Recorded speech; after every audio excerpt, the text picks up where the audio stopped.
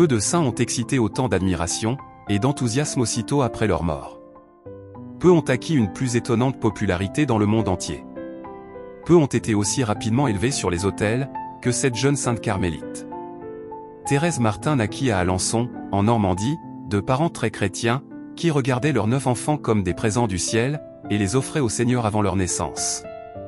Elle fut la dernière fleur de cette tige bénie qui donna 4 religieuses au Carmel de Lisieux, et elle montra dès sa plus petite enfance des dispositions à la piété, qui faisaient présager les grandes vues de la Providence sur elle.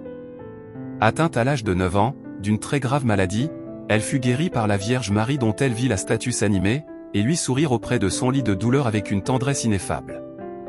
Thérèse eût voulu, dès l'âge de 15 ans, rejoindre ses 3 sœurs au Carmel, mais il lui fallut attendre une année encore. Sa vie devint alors une ascension continuelle vers Dieu, mais ce fut au prix des plus douloureux sacrifices, toujours acceptés avec joie et amour.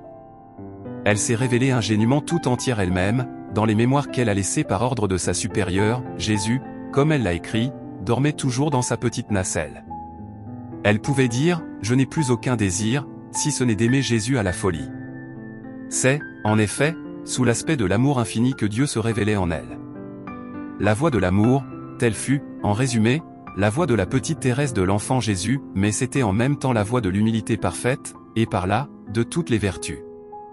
C'est en pratiquant les petites vertus, en suivant ce qu'elle appelle sa petite voix, voix d'enfance, de simplicité dans l'amour, qu'elle est parvenue en peu de temps, à cette haute perfection qui a fait d'elle une digne émule de sa mère, la grande Thérèse d'Avila. Sa vie au Carmel pendant 9 ans seulement fut une vie cachée, toute d'amour et de sacrifice. Elle quitta la terre le 30 septembre 1897, et brûlant les étapes, fut béatifiée en 1923 et canonisée en 1925.